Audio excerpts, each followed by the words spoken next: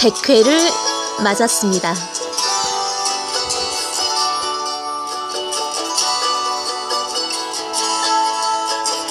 처음에 책 읽어주는 여자 할 때 생각이 나네요. 2018년 6월 25일이었던 것 같은데요.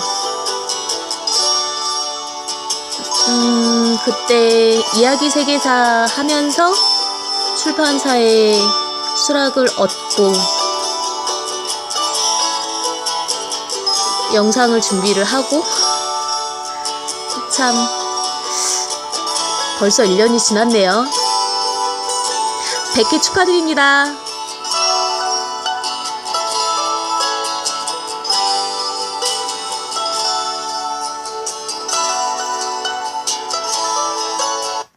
Y뉴스 외전 책 읽어주는 여자 나디아입니다.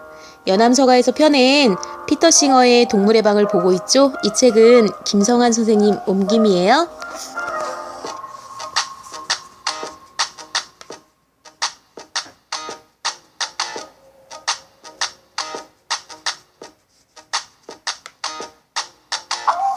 오늘은 제5장 인간의 지배에서 계몽시대와 그 이후를 보도록 할게요.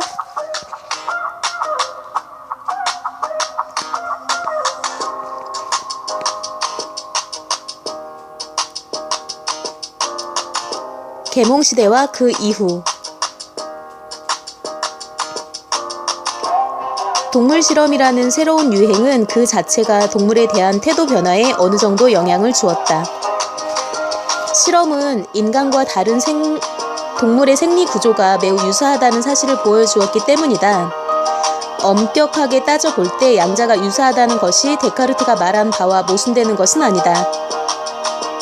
그러나 양자가 흡사하다는 사실은 그의 견해의 설득력을 감소시켰다. 볼테르는 이러한 사실을 다음과 같이 적절히 언급하고 있다. 충성심이나 우애라는 측면에서 사람을 크게 능가하는 개를 책상에다 못을 박아 고정시켜놓고 산채로 해부하여 장감맥, 정맥을 보여주는 야만인들이 있다. 개의 몸 안에서는 당신 몸 안에 들어있는 것과 동일한 모든 감각기관이 발견된다. 기계론자여 답하라. 대자연은 이 동물이 아무것도 느끼지 못하도록 모든 감각의 원천을 조정하여 두었는가? 어떤 근본적인 변화는 일어나지 않았지만 동물에 대한 태도 개선을 이루기 위한 다양한 영향력이 결합되었다. 다른 동물들도 분명 고통을 느끼며 어느 정도 배려를 받을 자격이 있다고 하는 인식이 점차적으로 나타났다. 물론 그들이 어떤 권리를 가지고 있다거나 그들의 이익이 인간의 이익 이상의 중요성을 갖는다고 여겨지지는 않았다. 그럼에도 스코틀랜드의 철학자 데이비드 휴문 자비의 법칙에 따라 이러한 동물들을 관대한 방식으로 사용해야 한다고 했는데 이는 당대의 사람들이 공유하는 상식적인 감정을 요약한 것이다. 실제로 관대한 사용은 이 시기에 확산되어 나가기 시작한 태도를 적절히 압축하고 있는 구절이다. 우리는 동물을 사용할 권리가 있다. 하지만 너그러이 사용해야 한다. 당대에는 세련됨과 예의를 함양하고 자비를 증진하면서 잔혹성을 줄이려는 경향이 나타났는데 동물들은 이러한 경향으로 인간과 더불어 혜택을 받게 되었다. 18세기는 인간이 자연을 재발견한 시대이기도 하다. 숲을 벌거벗은 채로 걸어다니며 자연과 나무 열매를 주워 먹는 장 자크 루소가 말하는 고매한 야만인은 자연에 대한 이와 같은 이상화의 정점을 이룬다. 우리는 스스로가 자연의 일부라고 생각하면서 야수들이 우리의 혈연이라는 느낌을 다시 찾게 되었다. 하지만 이러한 혈연이라는 느낌은 결코 평등주의적인 것은 아니었다. 아무리 낮게 평가해도 인간은 동물 가족의 자애로운 아버지 역할을 맡고 있는 것으로 파악되었다. 인간에게 특별한 지위를 부여하는 종교적 관념은 그대로 남아있었다. 이러한 관념은 더욱 자유로우면서도 새로운 태도와 뒤섞이게 되었다. 예컨대 알렉산더 포프는 열등한 피조물이 우리의 힘에 굴복하였지만 우리는 그들을 잘못 관리하는 것에 대한 책임이 있다고 주장하면서 완전히 의식이 있는 개를 해부하는 것에 반대했다. 마지막으로 특히 프랑스에서는 반교권적 감정의 성장이 동물의 지위 향상에 도움이 되었다. 모든 종류의 독단에 대항하여 싸우는데 희열을 느꼈던 볼테르는 기독교적 관행을 힌두의 그것에 비해 문제가 있다는 관점에서 비교했다. 볼테르는 우리와 유사한 생물들의 살코기와 피로 생명을 유지하는 야만적인 관습에 대해 언급했는데, 이를 통해 그는 동물에 대한 자애로운 처우를 옹호했던 그 당시의 영국인들에 비해 진일보한 모습을 보여준다. 비록 그가 기독교적 관행을 계속 유지했음이 분명하긴 하지만, 루소 역시 자신은 실천에 옮기지 않았지만 채식주의를 옹호하는 논증이 갖는 힘을 적절히 인식하고 있었다. 그의 교육에 관한 저서 에밀에는 대체로 맥락과 동떨어진 플루타르코스에서 인용한 장황한 구절, 즉 동물을 음식으로 사용하는 것이 자연스럽지 못하고 불필요하며 피비린내 나는 사륙이라고 공격하는 구절이 포함되어 있다. 동물에 대한 태도에 국한해 보았을 때 계몽주의가 모든 사상가들에게 동일하게 영향을 준 것은 아니었다. 임마누엘 칸트는 자신의 윤리학 강의에서 여전히 다음과 같은 이야기를 학생들에게 들려주고 있다. 우리는 동물에 대한 직접적인 의무를 갖지 않는다. 동물은 자의식을 갖지 못하며 따라서 단지 목적을 위한 수단으로 존재한다. 여기서 목적이란 인간을 말한다. 칸트가 이러한 강의를 한 같은 해인 1780년 제레미 벤담은 자신의 도덕과 입법 원리에 대한 서설을 완성했다. 그는 내가 이 책의 첫 장에서 이미 인용한 바 있는 구절에서 칸트에 대해 명확한 답변을 제시하고 있다. 문제는 그들이 이성적 사고를 할 수 있는가가 아니다. 또한 그들이 이야기할 수 있는가도 아니다. 문제는 그들이 고통을 느낄 수 있는가이다. 벤담은 동물의 처지를 흑인 노예의 처지와 비교하면서, 그리고 빼앗겨서는 안 되었지만 폭정의 손에 빼앗긴 권리를 여타의 동물들이 다시 획득할 날을 기대하면서 인간의 지배를 합당한 정치라기보다는 폭정이라고 비판한 최초의 사상가였다. 18세기에 이루어진 지적인 진보는 19세기에 이르러 동물이 처한 상황에 대한 약간의 실천적인 개선으로 이어졌다. 이러한 개선은 동물에 대한 이유 없는 학대를 금지하는 법의 형식으로 이루어졌다.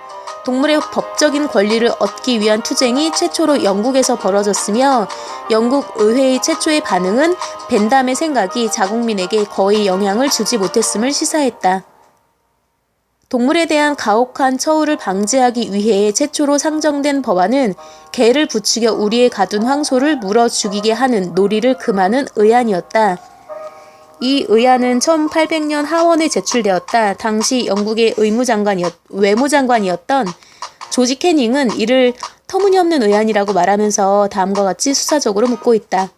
개를 부추겨 황소를 물어 죽이게 하는 놀이, 권투, 춤보다 무해한 것이 있을까? 그 당시 권투나 춤을 법으로 금하려는 시도는 이루어지고 있지 않았는데, 이렇게 보자면 이 머리 회전이 빠른 정치가는 자신이 반대하고 있던 법안의 요지를 제대로 파악하지 못한 듯이 보인다. 그는 이러한 의안이 비도덕적으로 행동할 가능성이 있는 구경꾼들의 모임을 금하기 위한 노력이라고 생각했던 것이다. 이러한 실수를 가능하게 만들었던 전제는 단지 한 마리 동물의 상해를 가하는 행위를 막기 위해 입법할 필요가 없다는 것이었다. 타임즈지 또한 사설에서 이와 같은 전제의 뜻을 같이 하고 있었다.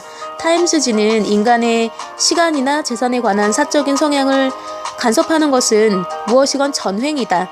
다른 사람이 상해를 입지 않는 한 권력의 개입이 정당화될 여지는 전혀 없다는 원리의 바탕을 둔 사설을 실었다. 이 법안은 기각되었다. 1821년 아일랜드의 유한계급 지주이며 갤웨이주 의회의 성원이었던 리처드 마틴은 말에 대한 학대를 방지하기 위한 법안을 제출했다. 다음 글은 법안 제출에 이어진 토론 분위기가 어떠했는가를 담고 있다.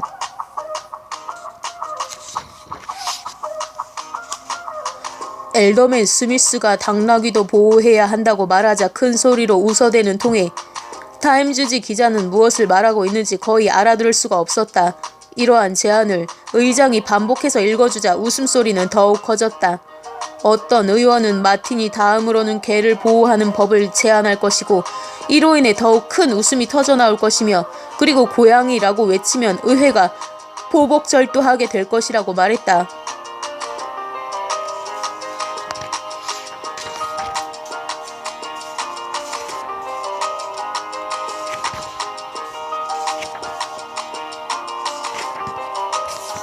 이 법안 역시 통과되지 못하였다. 하지만 다음 해에 마틴은 아무 이유 없이 다른 개인 또는 공동 소유물인 가축을 학대하는 것은 죄가 된다는 법안을 통과시키는 데 성공했다. 이 법안이 통과됨으로써 사상 처음으로 동물학대가 처벌 대상인 범죄로 간주되게 되었다. 전년에 폭소를 일으켰음에도 여기에는 당나귀가 포함되었다. 그러나 개와 고양이는 보호 대상에서 제외되었다. 더욱 유의해서 보아야 할 사항은 마틴이 사유재산을 보호하는 법안과 유사한 모양새로 법안을 만들어야 했다는 점이다. 즉 동물 자체를 위해서라기보다는 소유주의 이익을 위하는 것처럼 법안을 만들어야 했던 것이다. 이제 법안은 법률이 되었다. 하지만 아직도 법률이 실제로 집행되는 일이 남아있었다. 피해자가 고소할 능력이 없기 때문에 마틴과 다른 저명한 인도주의자들은 증거를 수집해 학대를 한 사람을 고발하기 위한 협회를 설립했다. 이와 같이 하여 최초의 동물복리단체가 탄생했으며 이는 나중에 왕립동물학대방지협회가 된다. 동물학대 금지에 관한 최소한의 법령이 통과된 지 몇 년이 지난 후 찰스 다윈은 자신의 일기장에 다음과 같이 적고 있다. 오만한 인간은 스스로를 위대한 피조물이라 생각하며 신의 중재를 맡을 수 있는 존재로 파악한다. 나는 인간을 동물에서 유래된 존재로 생각하는 것이 더욱 조심스럽고 진실되다고 믿는다. 다윈이 자신의 이론을 공개하기에 충분할 만큼 증거를 수집했다고 생각하기까지는 또 다른 20년이 흘러야 했다. 그런데 1859년에 출간한 종의 기원에서마저도 다윈은 한 종에서 다른 종으로의 진화를 말하는 자신의 이론이 인간에게 얼마만큼 적용될 수 있는지에 대한 논의를 조심스럽게 피하고 있다. 그는 단지 자신의 저작이 인간의 기원과 역사를 밝혀줄 수 있을 것이라고 말하고 있을 따름이다. 사실상 다윈은 이미 호모 사피엔스가 다른 동물의 계통을 이어받고 있다는 이론을 뒷받침할 기록들을 상당히 많이 가지고 있었다. 하지만 그는 이러한 자료를 출간한다는 것이 자신의 견해를 반대하는 편견을 가중시킬 따름이라고 판단했다. 1871년에 이르러 많은 과학자들이 진화론을 수용하자 그제야 비로소 다윈은 인간의 유래를 출간했다. 이렇게 함으로써 그는 종의 기원에 썼던 한 구절에 내재된 의미를 분명하게 드러냈던 것이다. 이와 같이 하여 우리와 인간 아닌 동물 간의 관계에 대한 이해 방식에서 혁명이 시작되었다. 그런데 과연 시작되었다고 할 수 있을까? 우리는 진화론이 출간됨으로써 촉발된 지적인 대변동이 동물에 대한 인간의 태도에 커다란 변화를 일으켰으리라고 생각할지 모른다. 진화론을 지지하는 과학적 증거는 명백했으며 이에 따라 이전부터 있어 왔던 우리가 피조물들 중에서 최고의 위치를 차지하고 있으며 우리가 동물을 지배할 수 있다는 사실상 모든 믿음에 관한 정당화는 제고되어야 했다. 지적인 측면에서 볼 때 다윈의 혁명은 참으로 혁명적이었다. 이제 인간은 자신이 동물과는 다른 신의 형상에 따라 만들어진 특별한 피조물이 아니라는 사실을 알게 되었다. 반대로 인간은 자신들이 바로 동물임을 깨닫게 되었다. 또한 다윈은 자신의 진화론을 옹호할 목적으로 인간과 동물 간의 차이가 일반적으로 생각하는 것과는 달리 그리 크지 않다고 지적했다. 인간의 유래 제3장은 인간은 정신 능력과 하위 동물들의 능력을 비교하는 데 할애되고 있다. 그리고 다윈은 양자의 비교 결과를 다음과 같이 요약하고 있다. 우리는 감각과 직관, 인간이 자랑거리로 삼는 사랑, 기억력, 주의력, 호기심, 모방, 판단력 등과 같은 여러 정서와 재능이 하등 동물들에게도 어느 정도 기본적으로 심지어 매우 발달되어 있음을 살펴본 바 있다.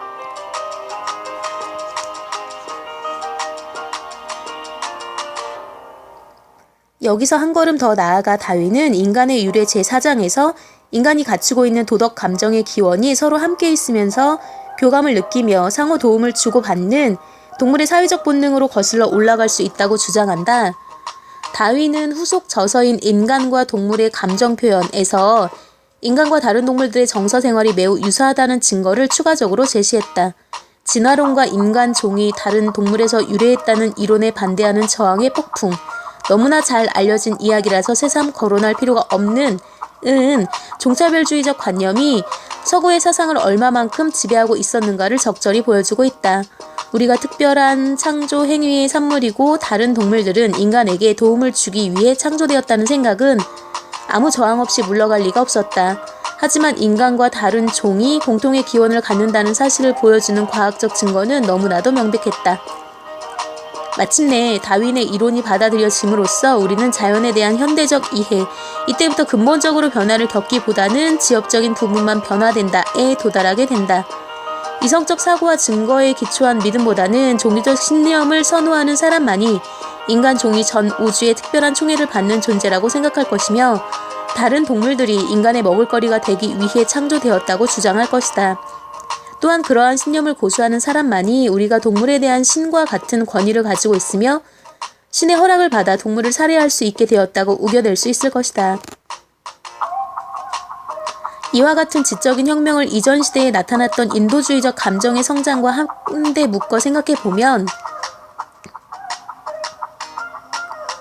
이제 모든 것이 잘 되어 나가리라고 생각해 볼 수 있을 것이다.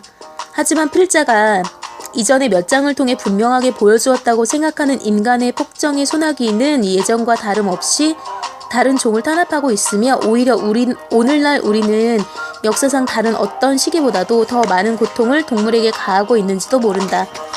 무엇이 잘못되었는가? 동물의 권리에 대하여 다소 고찰이 필요하다는 주장이 어느 정도 받아들여지기 시작한 18세기 말엽부터의 비교적 진보적인 성향을 드러냈던 사상가들을 살펴보면 우리는 흥미로운 사실을 발견하게 된다.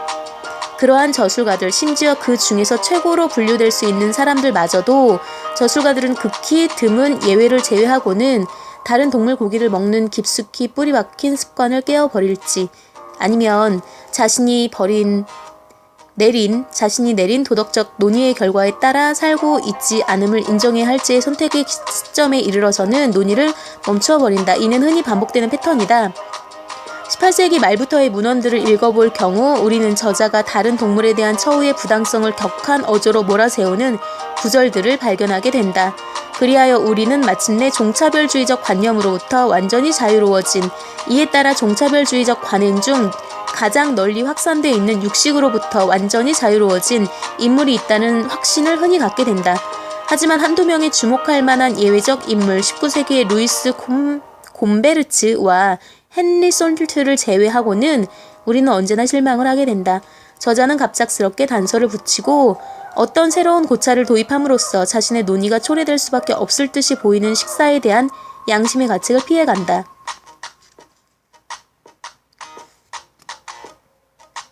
동물해방운동의 역사가 쓰이게 된다면 벤담과 더불어 시작된 시기는 변명의 시기로 알려지게 될 것이다. 변명 방식에는 다양한 유형이 있으며 그중 일부는 기발한 측면이 있기도 하다. 여기서 주요 유형의 실예를 검토해보는 것은 의미 있는 작업이 될 수 있을 것이다. 그러한 변명들은 오늘날에도 여전히 마주치는 것들이기 때문이다. 첫째, 별로 놀랄 것도 없지만 신을 통한 변명이 있다. 이는 윌리엄 페일리가 쓴 도덕과 정치 철학의 원리에서의 다음과 같은 구절에서 잘 드러난다. 인류의 일반적인 권리 앞부분에서 페일리는 우리에게 동물의 고기를 먹을 권리가 있는지 묻고 있다.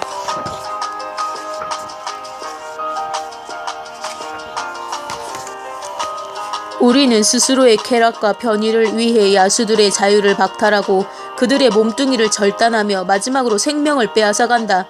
우리는 이것이 그들 삶의 전부라고 생각한다.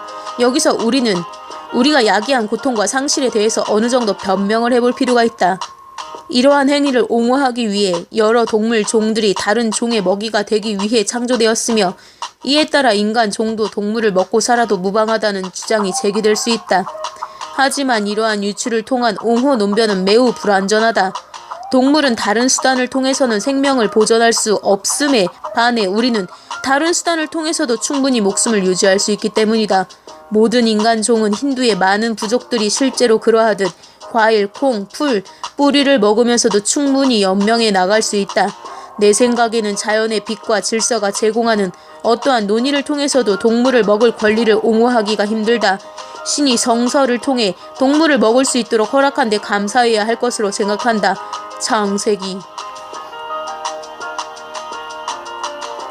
페일리는 동물고기로 만들어진 식사를 합리적으로 정당화하기가 불가능하다는 사실을 알게 되었을 때 계시에 호소하는 수많은 사람들 중에 하나에 지나지 않는다. 헨리 솔트는 자신의 자서전인 야만인들 가운데서 보낸 70년, 이는 자신의 영국에서의 생활에 관한 글이다. 자신이 이튼 학교 교사로 있을 때의 대화를 담아놓았다. 그가 채식주의자가 된 지 얼마 되지 않았던 시기였다. 처음으로 그는 동료 교사인 뛰어난 실력을 갖춘 과학선생과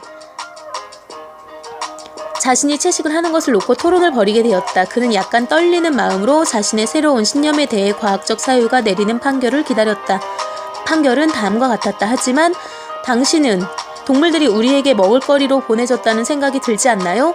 또 다른 저술가인 체스터필드 경은 신 대신 자연에 호소하여 육식을 정당화하고 있다.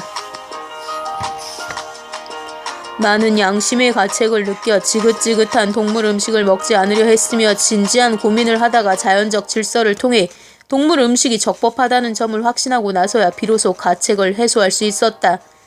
자연적 질서의 첫 번째 원리는 더 약한 것들을 잡아먹으라는 것이었다. 체스터필드 경이 이처럼 자연적 질서를 통해 육식이라는 만행을 정당화될 수 있는 식사라고 생각했는지는 기록되어 있지 않다. 벤저민 프랭클린은 채식주의자로서 몇 년을 보내다가 다시 고기를 먹게 되었다. 그는 그 이유를 정당화하기 위해 체스터필드와 동일한 논거, 페일리의 논변이 갖는 약점을 그대로 가지고 있는 논거를 사용하고 있다. 그는 자신의 자서전에서 몇몇 친구들이 고기를 낚는 모습을 보고 있었으며 그들이 낚은 고기 중 몇 마리가 다른 고기를 삼킨 것에 주목했음을 상세히 서술하고 있다. 여기서 그는 다음과 같이 결론을 내리고 있다. 너도 다른 고기를 먹었는데 우리라고 해서 너를 잡아먹어서는 안 될 이유가 없지. 하지만 프랭클린은 적어도 이 논거를 사용한 몇몇 사람들에 비해 훨씬 솔직했다. 프라이팬 위에서 물고기가 매우 맛있는 냄새를 풍기기 시작했을 때 자신이 이러한 결론에 이르게 되었음을 시인하고 있기 때문이다. 그는 이성을 갖춘 피조물이 갖는 이점 중 하나는 자신이 하고자 하는 일에 대해서는 무엇이든 그에 대한 합당한 이유를 찾을 수 있는 것이라고 덧붙이고 있다. 사려 깊은 사상가가 식사라는 성가신 문제는 인간의 마음이 이해하기에는 너무나도 심오하다라고 생각하여 문제를 회피하는 경우도 있을 수 있다. 가령 럭비 학교의 토머스 아놀드 박사가 말하고 있는 것처럼 짐승이라는 피조물과 관련된 모든 주제들은 내가 해결하기에 너무나도 고통스러운 신비인지라 감히 접근할 엄두도 내지 못한다. 프랑스의 역사가 쥘 미슐레도 이러한 태도를 공유하고 있다. 프랑스인이기에 그는 이를 단조롭지 않은 어조로 표현하고 있다. 동물들의 생명, 어두침침한 신비, 생각과 말로 표현할 수 없는 고통의 광활한 세상, 자연 전체는 인간의 만행에 항의한다. 자신을 오해하고 굴욕감을 느끼게 하며 연약한 형제를 괴롭힌다고 삶이여 죽음이여 동물을 먹기 위해 매일 죽인다는 풀기 어렵고도 고통스러운 문제들은 나의 마음속에 준엄하게 자리잡고 있도다. 괴로운 모순이다. 이와 같은 악랄하고도 잔혹한 우리의 숙명을 용서해주는 또 다른 세계가 있다는 희망을 가져보도록 하자. 미슐레는 우리가 동물을 죽이지 않고서는 살아갈 수 없다고 믿었던 것 같다. 하지만 그러한 비참한 모순 때문에 느끼게 된 고뇌는 만약 그가 시간을 두고 적절히 검토했다면 상대적으로 줄어들었을 것임에 틀림없다. 우리가 살기 위해 죽여야 한다는 속편한 오류를 받아들인 또 다른 인물로는 아르투어 쇼펜하우어를 들 수 있다. 쇼펜하우어는 동양 사상을 서양에 소개하는 데 상당한 영향력을 행사했다. 그는 여러 구절에서 서양 철학과 종교에서 흔히 살펴볼 수 있는 불쾌감이 느껴질 정도로 생경한 동물에 대한 태도를 불교도와 힌두교도의 태도와 대비시켰다. 그의 산문은 날카롭고도 경멸적이었으며 수많은 서양의 태도에 대한 빈틈없는 비판은 오늘날에도 여전히 유효하다. 쇼펜하우어는 매우 신랄한 한 구절을 쓰고 난 후 식용으로 사용하기 위해 동물을 죽이는 문제를 간단하게 처리해버리고 만다. 그는 인간이 동물을 죽이지 않고도 살 수 있다는 사실을 부정할 수 없었다.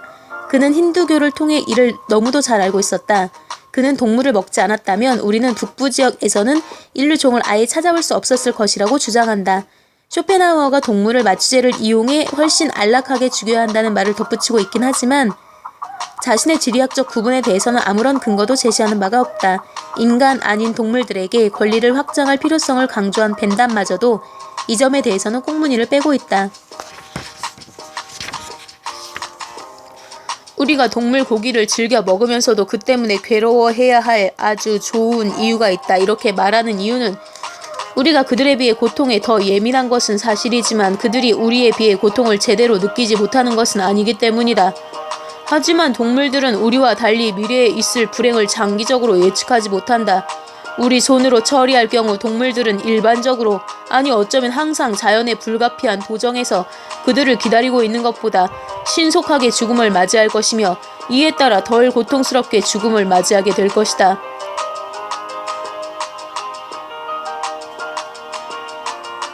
이러한 구절에서 우리는 쇼펜하우어와 벤담이 자신들이 평상시에 보여주었던 것보다 논의의 강도를 약화시켰다는 느낌을 지울 수 없을 것이다. 고통 없는 살생의 도덕성이라는 문제는 별도로 하더라도 쇼펜하우어와 벤담은 상업적인 이유로 동물을 사육하고 도축할 때에 고통이 필연적으로 수반된다고 생각하지 않았다. 고통 없는 도축이 이론적으로 가능한지의 여부와 무관하게 인간이 먹기 위해 대규모로 가축을 도축하는 데는 반드시 고통이 따르며 이제껏 고통이 따르지 않은 적이 없다. 오늘날에 비해 쇼펜하우어와 벤담이 저술활동을 하고 있을 당시에는 도축이 훨씬 살벌하게 이루어졌다. 동물들은 먼 길을 걸어가야 했으며 가능한 한 빨리 일정을 끝내는 데만 관심이 있는 도축상에 의해 도축상으로 끌려갔다. 그러고 난 다음에는 도축장 마당에서 2, 3일을 먹을 거리 없이 간혹 물도 마시지 못하고 보내야 했다. 그 후 그들은 기절당하지 않은 상태에서 야만적인 방법으로 도축당했다. 벤담이 뭐라고 말했건 가축들은 최소한 도축장으로 끌려 들어가 동료들의 피냄새를 맡고 난 다음부터는 자신들을 기다리고 있는 발을 어느 정도 예감할 수 있었을 것이다. 물론 벤담과 쇼펜하우어는 이러한 만행에 찬성하지 않았을 것이다. 하지만 동물 제품을 계속 소비함으로써 그러한 과정을 일부러 포함하는 일반적인 관행을 정당화함으로써 그들은 그 과정을 결과적으로 계속 지지한 셈이다. 이와 같은 측면을 따져보았을 때 페일리는 고기를 먹는 것이 의미하는 바가 무엇인가를 좀 더 정확하게 파악하고 있었던 것으로 보인다. 그는 안심하고 사실을 직면할 수 있었다. 그는 신이 육식을 허락해 주었다고 생각했기 때문이다.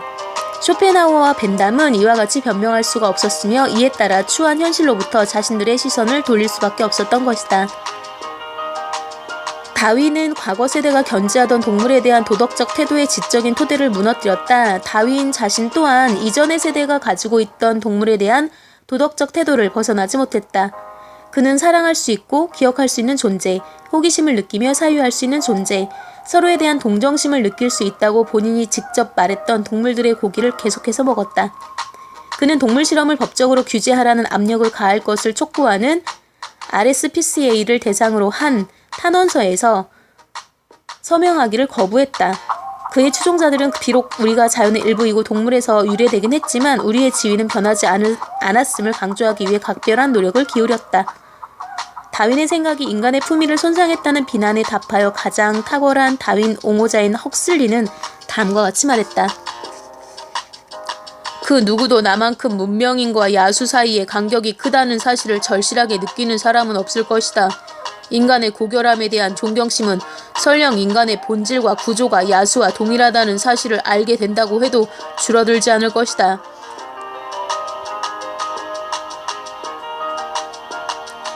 헉슬리는 오늘날의 사람들이 취하는 동물에 대한 태도를 진정으로 대표하는 사람이었다. 그는 인간과 야수 사이의 커다란 간극을 상정하는 오래된 이유들이 더 이상 유지될 수 없음을 너무나도 잘 알고 있었다. 그럼에도 그는 계속해서 양자 사이에 간극이 있다고 믿었다. 여기서 우리는 동물 사용을 정당화하는 논변의 이데올로기적 특성을 극명하게 볼 수 있다. 반박에 저항하는 것은 이데올로기의 전형적인 특성이다. 이데올로기의 기초가 그 근저로부터 논파될 경우 사람들은 그것을 대체할 새로운 토대를 발견하거나 논리적 측면에서의 중력의 법칙을 거부하면서 원래의 입장을 고수하려 할 것이다. 동물에 대한 태도에서는 후자와 같은 경우가 일어났다. 인간이 세상에서 차지하는 위치에 관한 오늘날의 견해는 우리가 살펴본 바 있는 이전의 모든 견해와 큰 차이를 보여준다. 하지만 실전적인 측면에서 따져볼 때 다른 동물을 처우하는 방식에 관한 우리의 태도는 변한 바가 거의 없다. 이제의 동물은 더 이상 도덕의 영역 밖에 머물러 있을 수 없다. 하지만 그들이 위치하고 있는 곳은 여전히 영역 바깥쪽 가장자리 근처의 특별한 구역이다. 그들의 이익은 인간의 것과 충돌하지 않을 때만 고려의 대상이 될 수 있다. 만약 충돌이 발생한다면 심지어 인간 아닌 동물이 일생 동안 겪게 되는 고통과 인간의 식도락 기후 간의 충돌이라 할지라도 인간 아닌 동물의 이익은 무시당한다. 과거의 도덕적 태도는 우리의 사고와 행동에 너무 깊이 뿌리박혀 있기 때문에 우리와 다른 동물들에 대한 지식이 달라졌어도 근본적인 변혁이 일어나지 않고 있는 것이다.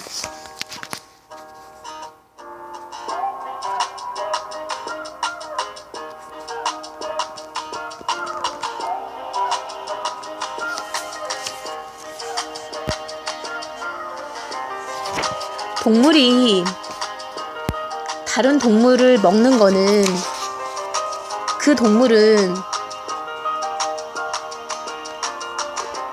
잡아먹히는 동물 말고는 다른 먹을거리가 없기 때문이겠죠.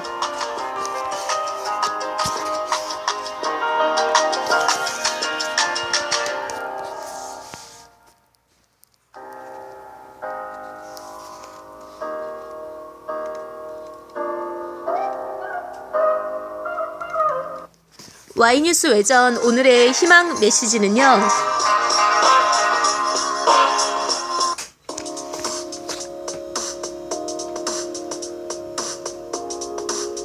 구독자 여러분 사랑합니다 입니다. 사실 100회까지 오면서 뭐 많이 들어주시지 않더라도 악플 안 달아주시고 그런 것만도 너무 감사드려요.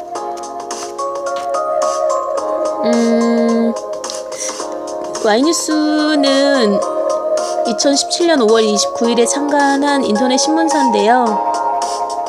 독자분들과 오프상에서는 아니더라도 온에서 웹상에서 뭐 랜선 라이프 아무튼 랜선 친교처럼 좀 더 친근하게 다가가고 싶다 이런 취지도 있었어요.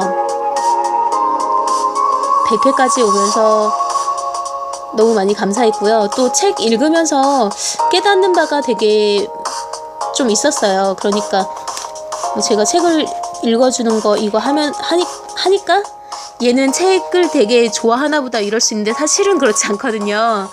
필요한 경우에 이제 공부를 하는 거 빼고는 책을 많이 읽지 않았었는데 이런 책 읽어주는 여자를 하면서 계속 읽으니까 뭔가 되는구나. 뭔가를 꾸준히 멈추지 않고 물론 자주는 아닐지라도 꾸준히 해나가니까 다 읽게 되고 완독을 하게 되고 또 다른 걸 시작하게 되고 이게 삶의 과정이구나 라는 거를 좀 알겠더라고요. 그리고 제가 초반에 한 7회인가 언제 3회인가 언제 만약에 이제 100회가 됐을 때 뭐 Q&A를 하자. 그래서 진실게임 같은 거 있잖아요. 그거를 뭐 댓글로 해보자. 제가 7개를 문제를 내면 댓글로 답변을 받아서 제가 소정의 상품을 드리고 뭐 이런 거를 해보자고 제안한 적이 있었는데 혹시 기억하시는 분도 계실지 모르겠지만 사실 궁금하실 것도 없을 것 같아요. 그래서 그거는 스킵하기로 하고 제가 대신에 구독자 여러분들께 감사드리는 의미로 노래를 한 곡 준비했습니다. 노약자나 임산부들 비위가 약하신 분들은 여기서 꺼주세요. 네, 그냥 이게 저작권 때문에 그래가지고 그냥 생목으로 불렀고요. 제 딴에는 감사의 의미예요. 네, 그렇게 들어주시면 감사하겠습니다. 여기까지 할게요. 잘 자요.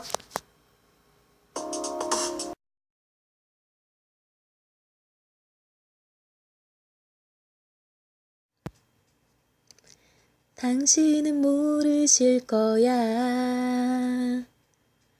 얼마나 사랑했는지. 세월이 흘러가면은 그때서 뉘우칠 거야. 마음이 서글플 때나 초라해 보일 때에는 이름을 불러주세요. 나 거기 서 있을게요. 두 눈에 넘쳐 흐르는 뜨거운 나의 눈물로 당신의 아픈 마음을 깨끗이 깨끗이 씻어드릴게.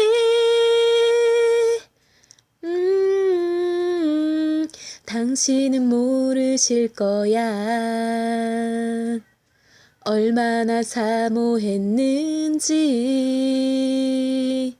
뒤돌아 보아주세요. 당신의 사랑은 나요.